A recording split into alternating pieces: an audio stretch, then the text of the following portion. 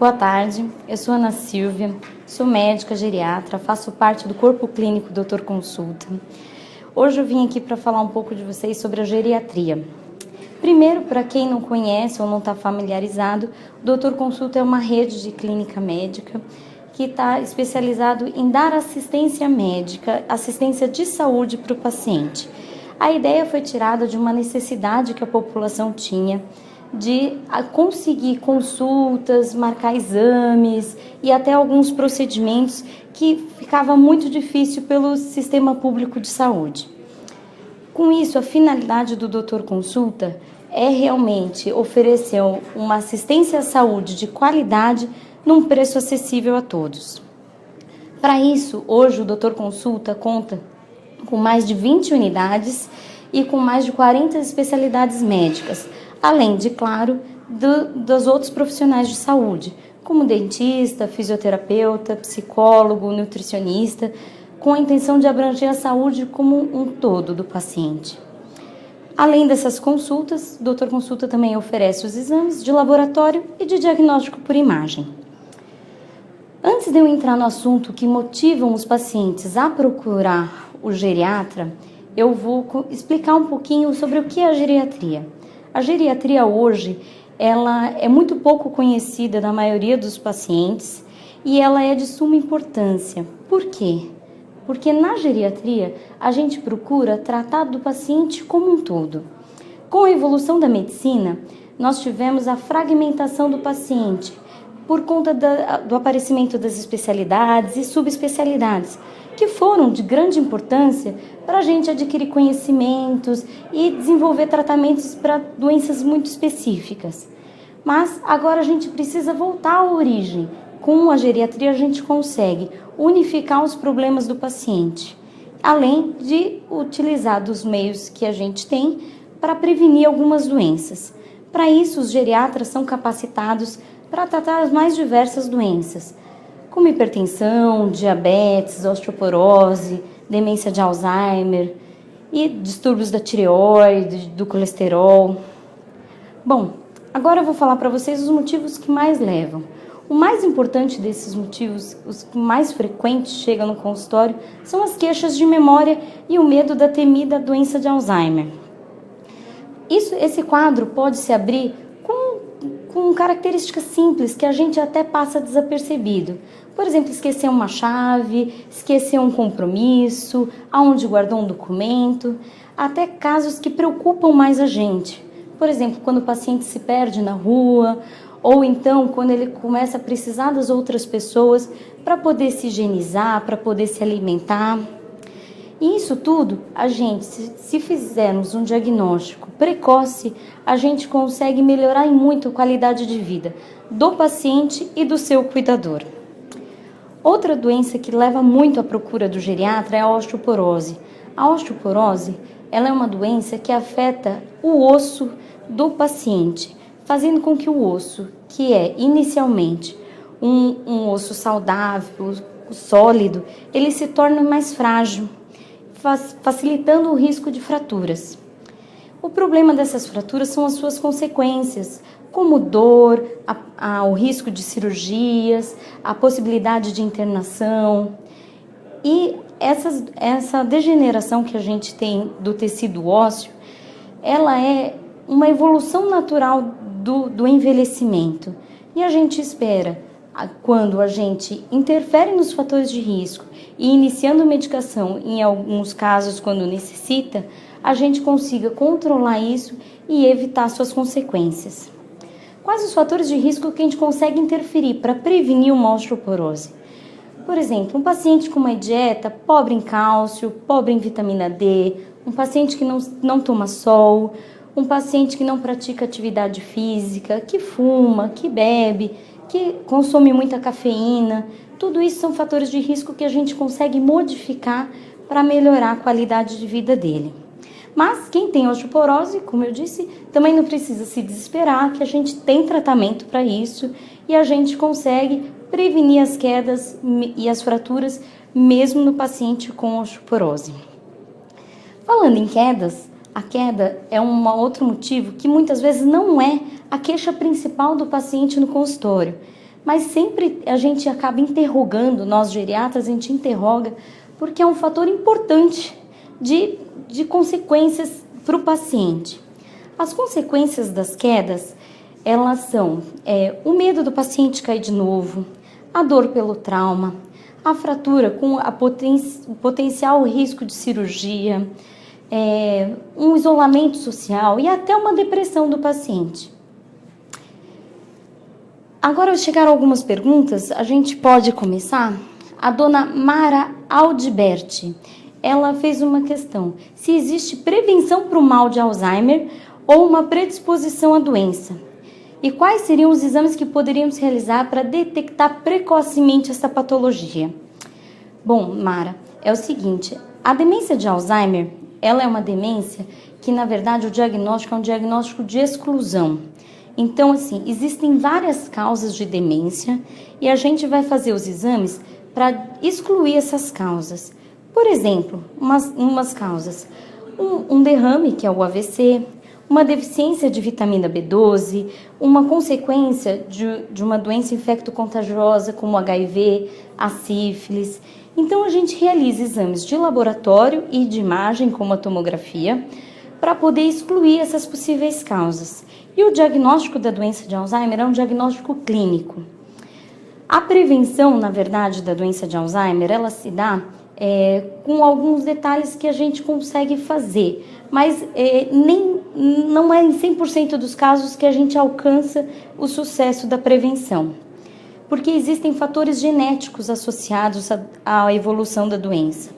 Então, o que a gente faz? Quanto mais tempo de estudo o paciente tem, menor o risco dele desenvolver a demência. E quanto mais ele faz um trabalho intelectual, então, por exemplo, jogando jogos como um caça-palavra, uma palavra cruzada, lendo, isso tudo vai fazer com que haja uma prevenção da demência de Alzheimer. Chegou aqui mais uma pergunta, João Pedro Ramos. A partir de que idade deve-se procurar um geriatra? Bom, o geriatra, como eu disse anteriormente, João, ele é um especialista que, além de fazer o tratamento de diversas doenças, ele também tem o trabalho de fazer a prevenção de muitas doenças que ocorrem na geriatria. Então, o ideal é que se inicie um acompanhamento a partir dos 50 anos, para a gente poder tratar possíveis doenças que o paciente já tenha, como uma hipertensão, diabetes, e prevenir algumas outras doenças, como osteoporose, como uma doença de Alzheimer, alguns casos de AVC. Então, o ideal é iniciar esse acompanhamento a partir dos 50 anos. Bom, tem um problema de saúde que a gente tem muito associado a diversas doenças, inclusive a osteoporose, que é a menopausa. Na menopausa, o que acontece? A gente tem uma redução da produção de hormônio feminino e isso vai alterar no metabolismo do osso. E com essa alteração do metabolismo do osso, a degeneração que naturalmente a gente já vai ter com o envelhecimento, vai ser mais acentuada nas mulheres. Por isso que é tão importante a gente iniciar esse tratamento e a investigação dessa doença. A menopausa, também pela falta desse hormônio que é o estrógeno, a gente também vai ter o risco maior de provocar uma incontinência urinária, porque a falta do hormônio no tecido do genital feminino, ele vai causar uma atrofia vaginal e isso vai propiciar o aparecimento da incontinência e de possíveis infecções urinárias. O tratamento da menopausa pode ser feito, em alguns casos, com a reposição hormonal, que pode ser feita por hormônios que a gente vai tomar via oral, ou para o tratamento de consequências específicas, como, por exemplo, a atrofia vaginal na incontinência urinária, com cremes vaginais. Então, a gente consegue lidar de diversas formas com cada problema. Tem mais uma pergunta. Jaque Rocha. Como distinguir o esquecimento causado por estresse com um problema de saúde mais grave? Jaque, é o seguinte, a gente tem, durante a consulta com o geriatra, a gente faz alguns testes neurológicos E nesses testes neurológicos a gente consegue ter uma orientação do que é o paciente com o resultado deles. Se é um paciente realmente com déficit de memória por uma demência ou se é um paciente com quadro de estresse ou até de depressão. Caso nesses testes, que a gente consegue fazer alguns, porque existem muitos, tá? Caso esses testes a gente ainda fique com uma questão, alguma dúvida, a gente encaminha o paciente para o psicólogo, que vai aplicar toda a escala neuropsicológica para poder avaliar o paciente. E aí a gente consegue distinguir pela avaliação clínica dele se é um quadro de estresse emocional ou se é realmente alguma patologia. Bom, mais uma pergunta. Camila Neude. Quais são os hábitos e modos de prevenção que me garantem um envelhecimento saudável? Camila, é o que a gente escuta falar o tempo todo desde que a gente nasceu. Uma alimentação equilibrada, sem exageros, nem para a falta, nem para o excesso. Então, assim, não adianta você falar, coma o mínimo possível, passe fome, e também nem coma o excesso, saia sempre satisfeito, não beba muito, ou então se mate de beber. Não é essa a questão. Já está comprovado que o paciente que tem consumos regrados, por exemplo, de vinho tinto, isso traz benefícios cardiológicos. Então, o equilíbrio é sempre a melhor opção. E a prática de atividades físicas regulares também é um fator que já está consolidado e que realmente melhora muito no envelhecimento saudável. Bom, com o avanço da idade, já que a gente está falando desse envelhecimento saudável, a gente tem algumas mudanças no metabolismo que já são esperadas. Então, por exemplo, o idoso ele tem uma substituição do tecido muscular por um tecido gorduroso. E isso vai afetar não só na disposição dele, como na questão de fraquezas que muitas vezes o idoso refere, mas também no uso de medicamentos. Por quê? Existem alguns medicamentos que eles têm uma afinidade maior pelo tecido gorduroso. Então, quando a gente faz uso de algum desses medicamentos e a gente usa em doses que seriam ideais para pacientes jovens, por exemplo, pode ser que esse medicamento fique mais tempo no seu organismo por ele ter essa grande afinidade com o tecido gorduroso. Então, é interessante sempre, quando a gente for tratar de um paciente acima de 50 anos, quando a gente já tem essas alterações de metabolismo, é sempre considerar essas alterações para a gente arrumar a dose e o número de vezes que o paciente vai tomar determinada medicação. Bom, tem mais uma pergunta. Raider da Silva Carvalho. Artrose nos joelhos, o tratamento seria só com prótese? Não, Raider. A prótese talvez seja a última opção que a gente tem. A gente tem uma série de tratamentos medicamentosos, inclusive a fisioterapia, para fortalecimento muscular e diminuir a sobrecarga sobre a articulação. A gente deixa sempre a opção da cirurgia por último. Por quê? Porque os pacientes com que a gente lida, geralmente são pacientes com diversas comorbidades, já que tomam muitas medicações, com uma idade avançada e que talvez uma internação, um procedimento cirúrgico tenha consequências que não sejam favoráveis para ele. Mas existe muito tratamento clínico que a gente consegue fazer com um acompanhamento adequado, com um empenho do paciente também. Bom, Maria Lucineide de Oliveira. Doutora, tenho 60 anos e esqueço muitas coisas. Será que eu estou com alguma demência? Maria Lucineide, é o seguinte, a gente só tem como saber se você está com alguma demência ou não fazendo os testes neuropsicológicos e alguns exames. Pode ser que seja um quadro de estresse. Às vezes, se você não estiver dormindo bem, se você estiver passando por uma situação emocional muito intensa, isso pode te ajudar a perder o foco, perder a atenção das coisas e por isso você está com esse problema. Mas a gente só vai ter certeza disso fazendo uma consulta, fazendo os exames laboratoriais, os exames de imagem e os testes neuropsicológicos.